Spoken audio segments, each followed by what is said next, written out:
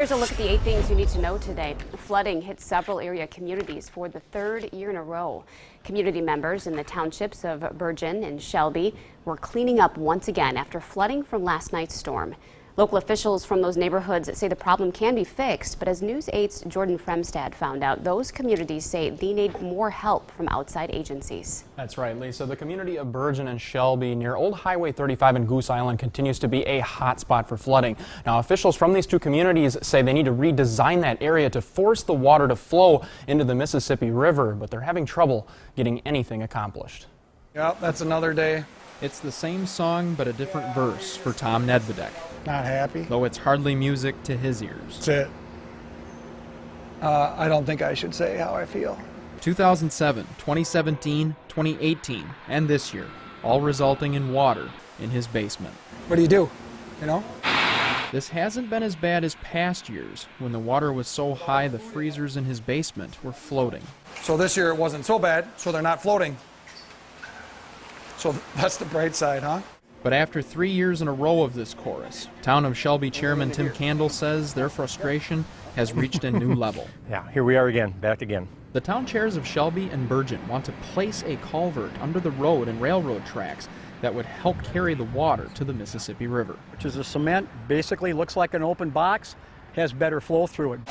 But there's a problem. We got a highway as a barrier. We also have the railroad tracks as a barrier. There is also a bridge over a creek that continues to jam with debris carried by the water. It doesn't take a rocket scientist to figure out how water goes and what stops water, what slows water down. Simply, it's like running water through a funnel. It only takes so much and then it starts to overflow, and that's exactly what's happening here. The Department of Transportation is slated to redesign the highway in 2023, but Candle says Burlington Northern Railway has not cooperated on helping mitigate flooding. They should be working collaboratively to figure out how we can get the water from valleys to the river without a roadblock.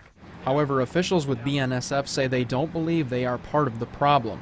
They said in part, quote, "To assist with the water flow there, we have cleared out material under and around railroad bridges in the area and continue to monitor that. We've also met with local officials there and offered assistance with a larger drainage study and are still willing to do so," end quote. These townships are spending a quarter of their budget to fix what already exists. Where do you prioritize? You don't have enough money, you don't have enough staff. I think we're beyond a Band-Aid. It's not even putting a Band-Aid on it. And when nothing changes, they say the damage done also stays the same. Just like it did for the last 2 years. Tom says he spends more than $5 grand of his own money every year on his own home repairs. And now he has to spend time away from his job. Throw it on top. No working today, no money making today. They are ready for a new song. Because this is going to continue to happen. We're tired.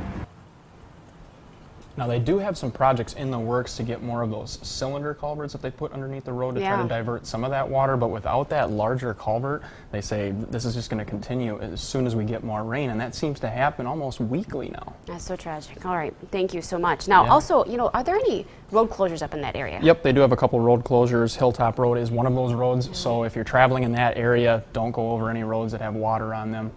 In some areas, they said, looks like a raging river in some of those areas. Good reminder. Thank you, Jordan. Absolutely.